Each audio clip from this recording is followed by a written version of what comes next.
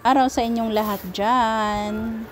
Magandang umaga, magandang hapon, magandang gabi kung nasaang lupalop ka man ng mundo ngayon.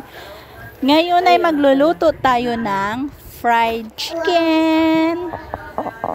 Ito guys, hugasan muna natin ang ating chicken.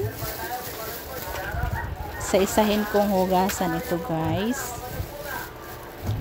Pagkatapos nito, Daddy, lahat to?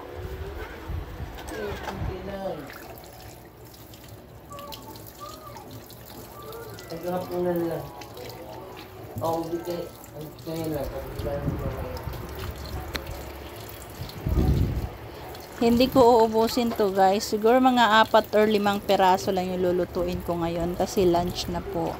And then, iba na naman yung ulamin natin sa dinner dahil meron pa akong natirang fish dito. Baka yun ang ulamin namin. So, dito, magbabawas lang tayo ng mga 4 na hiwa. Yun ang ulamin natin ngayon tanghalian.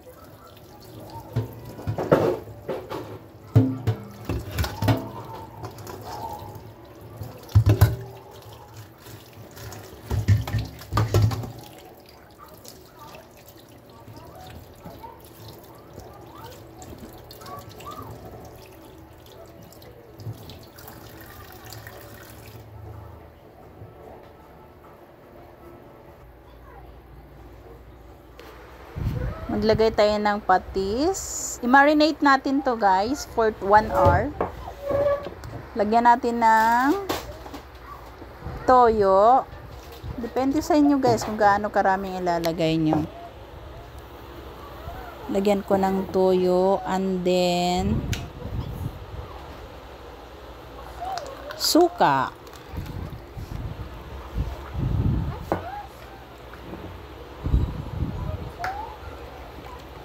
And then, i-massage natin para ma-absorb ang kanyang mixture.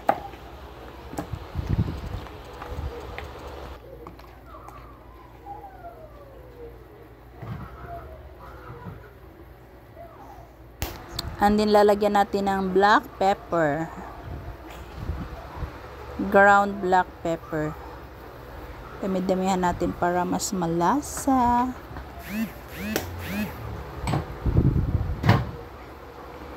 Then, massage. Ayan, mix lang natin guys.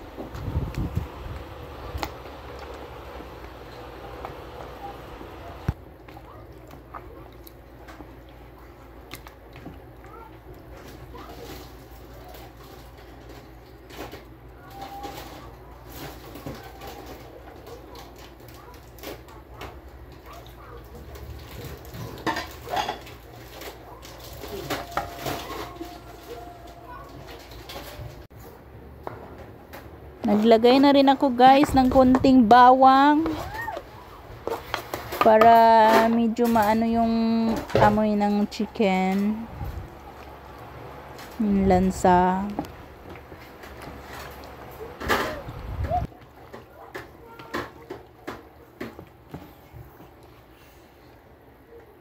And takpan natin for 1 hour. After 1 hour, ayan na. After 1 hour, nagpapainit na ako ng kawali. Tanggalin na natin dito sa ating marinated. I-drain muna natin to guys. And then, para medyo matuyo siya konti, i-drain natin. Tanggalin nyo guys yung mga bawang kasi pag nasunog yan, medyo mapait. Yan. Inalis ko dyan yung mga bawang-bawang na dumidikit sa ano. Then, maglagay na tayo sa plate ng crispy fry. Original crispy fry.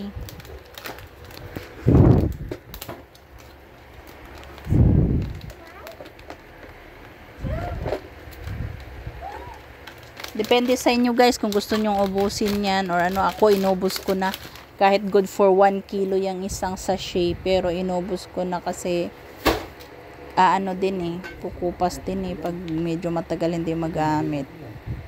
So crispy fry. Ayan, medyo mainit na. Maglagay na tayo ng mantika. My baby. Maglagay. Yeah.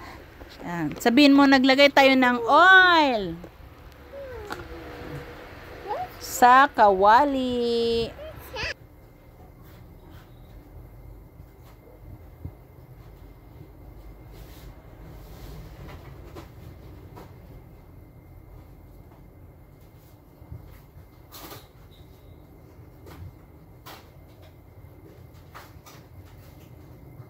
Ayan, naglagay tayo ng mantika. Medyo mahina ang tulo. Pwede naman buksan natin dito sa malaki. Kaso, go for the go na yun. Ayun, guys. Yung chicken natin, i-coat na natin sa ating crispy fry.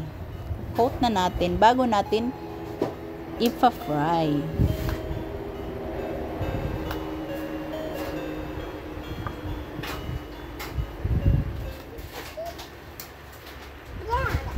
I-coat natin muna lahat para hindi ma-short tayo sa ano.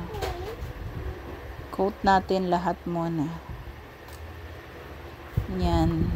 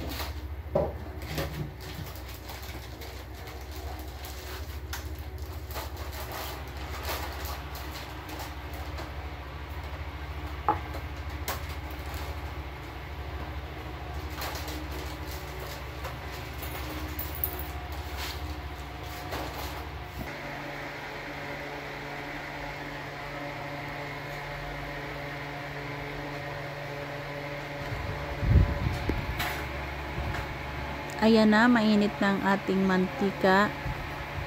Pwede na nating ilagay ang ating coated chicken. Yun. Dito guys, hininaan ko lang yung apoy niya.